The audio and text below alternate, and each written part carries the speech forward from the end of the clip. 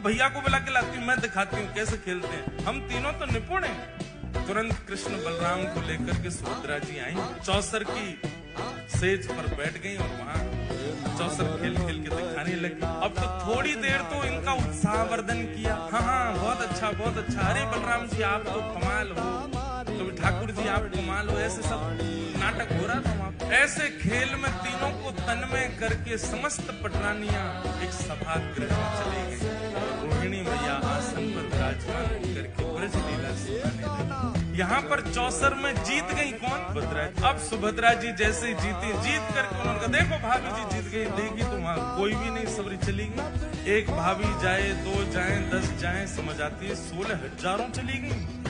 कुछ तो गड़बड़ है, मुझे ऐसा लग रहा है कि हमको कहीं पर फंसाया गया है। और देख नहीं रहे हो, बिल्कुल शांति छा गई है पूरे महल में, ऐसा लग रहा है कोई है ही नहीं है। दाल में कुछ काला तो है। ठाकुर जी बोले हमें तो पूरी दाल ही काली लग रही है, कुछ काला नहीं है।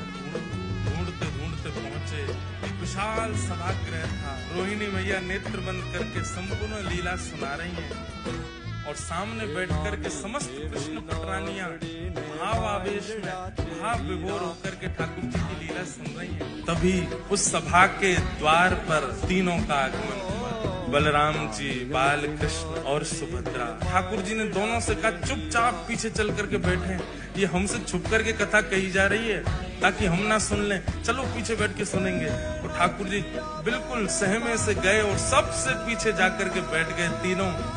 बीच में सुभद्रा जी बैठी हैं, एक तरफ बलराम जी, दूसरी तरफ ठाकुर जी, बैठ करके मधुर वह रस चर्चा सुनने लगे। सुनते सुनते सुनते यशोदा मैया के प्रसंगों को, ब्रजवासियों के प्रसंगों को, श्री ठाकुर जी प्रेम की अवस्था में प्रवेश करने लगे। ठाकुर जी ने जब कथा में बैठना और श्रवण करना प्रारंभ किया तो ब्रजवासियों की याद आने लगी, अपनी लीला सुन के मुस्कुराने लगे, अच्छा सा लगने लगा।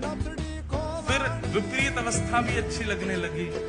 धीरे धीरे धीरे कथा आगे बढ़ने लगी। ठाकुर जी उन अवस्थाओं को पार करते गए। पार करते करते 6वीं 7वीं अवस्था में आकर के ठाकुर जी अपना हृदय पकड़ करके सहलाने लगे, ब्रजवासियों की याद आने लगी। 7वीं 8वीं अवस्था आते ही श्री ठाकुर जी के नेत्रों से अश्रुबिंदु गिरने लगे।